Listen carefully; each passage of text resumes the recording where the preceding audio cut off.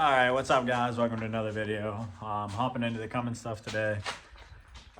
Weather's pretty nice, so I figured why not knock it out there. SPELABS was nice enough to reach out to us and send me their new intake manifold with the grid heater delete plate, as well as their throttle body delete, which I'm going to show you guys all that today. The product seems really nice. I'm going to do a short about them, so if you're curious on how that looks, please go ahead and check all the shorts out. Before we get into the video, guys, most importantly, quest to 10,000 subscribers. There's merch below in every video, and if you guys find anything at all about these videos helpful, productive to you, just remember, subscribe's free, and that's all we ask for. So let's hop right into it. I'm gonna go ahead and work on getting the I have a pusher style intake manifold on it right now. Gonna work on getting that off and then show you guys step by step. I've tried to there's not many videos out there that dissect a grid heater delete. They kind of just tell you to remove the fuel lines, which seems pretty self-explanatory, but I want to go ahead and get into as most in-depth as possible, so that if you're a novice level, you can tackle this with ease. So let's go ahead and get ready. All right, so if you're getting into the engine bay, again, I told you how to pusher style. This is an Amazon special. I've had it on for 3 years, so if you're thinking about getting one of these and you see it, I've had no issues. But first thing I'm going to do is there's a bolt here that's going to go onto this, and then obviously I have all my hardware that goes around the manifold. Once I get that off, should be able to go ahead and dissect it. I do not have a secondary battery, so the grid heater has been completely disconnected anyway.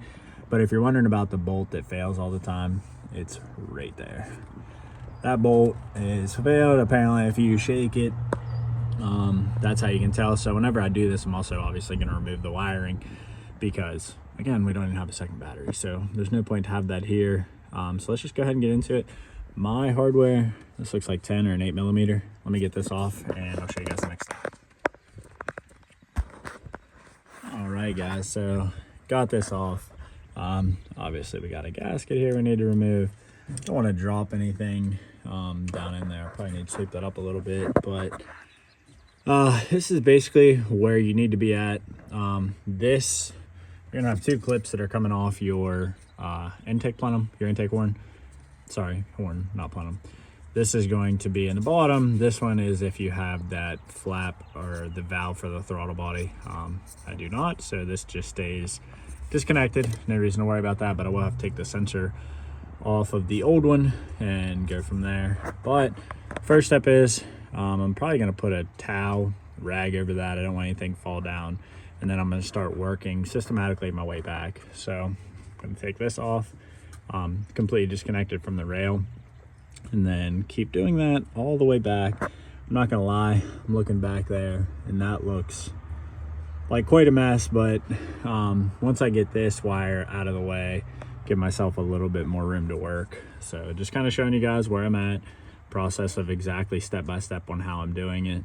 We'll go from there. All right, guys, got all the fuel lines out. That sixth one, I'm not gonna sit here and lie to you. A little bit of a crow's foot, 19mm, and then a wrench, and a lot of just finagling. It's a pain, I'm not gonna lie. The rest of them super easy. Hang on, Harley Davidson. Anyway, I labeled them all 1 through 6 to obviously reinstall. Whenever I put it back in, I'm obviously going to start from the back, work my way forward. Pretty easy once you get past 6. 6, the hard one. The rest of them are pretty easy. Now, obviously, this is held down by 4 bolts. I got some fuel lines on this side, right there, and then there's a sensor in the very back right there that I'm going to have to unclip, and then should be able to remove this and then take the plate out. So that's where we are right now, just keeping you guys posted as we're moving. All right, guys, he's going to get the vacuum cleaner. One thing we had to do on the CP3 there is a line that comes, sorry, all those lines in the way. So that came up. All we did was just loosen that nut right there, so it spins it out of the way. Of course, those are all 19s. This is a 17.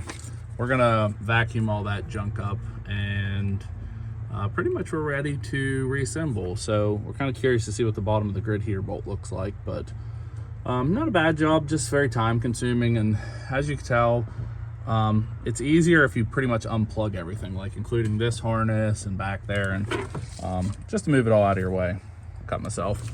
But yeah, so once this comes out, we'll show you, we're gonna clean this stuff up. We'll show you what the grid heater bolt looks like. All right, so this is what everything looks like. That sensor's gotta come out still. So obviously guys, you wanna make sure this sensor, you get it out. Be very, very careful with this sensor. It's very expensive. My bolt on the bottom right here actually looked fine. There wasn't any play or anything in the top, but I still wanted to do this. And then you guys can see all the buildup in there. Now you gotta think it's got some miles on it. Like this definitely has some miles on it. So I'll show you guys this, and then we'll get the SPELAB on. All right guys, so we got it all together. Well, all of it out. We're gonna vacuum the plenum in the truck. You guys can see the threaded hole right there.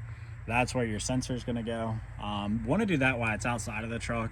It's gonna give you more room to be able to access it. And then that's the only thing. All right, so we got this back in. We only put 2 bolts in here. These aren't probably actually where they go anyway. We're just trying to hold the gasket so it doesn't go anywhere.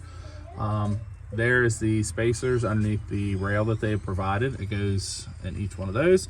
We're gonna work on just going through and putting the bolts through there. So looks actually really, really good. Now you don't have to worry about the grid heater bolt snapping off. Okay, so we're back to the install part. We ended up tightening the bolt at the CP3. We put the other bolt back on there for the fuel rail.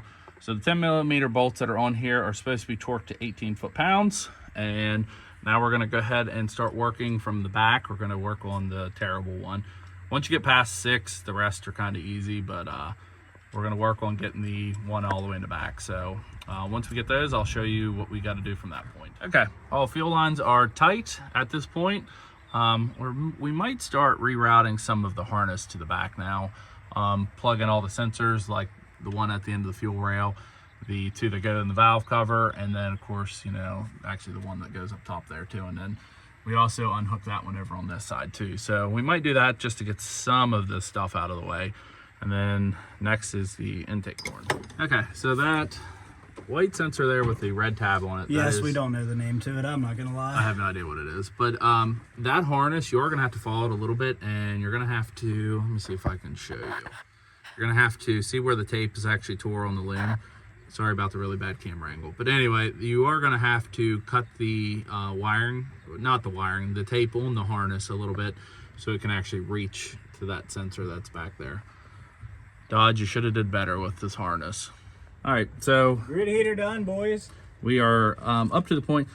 Should have mentioned, we forgot that they actually provide a new fuel line for the front. So the one that we put on is kind of irrelevant, but that's okay. We don't want anything in the rail or going into the injector. So don't know if we're gonna finish up the horn today or not, but at least we are this far. Everything is plugged back in. Looks really good. If you're curious about your grid heater, guys, this is a step-by-step to walk you through.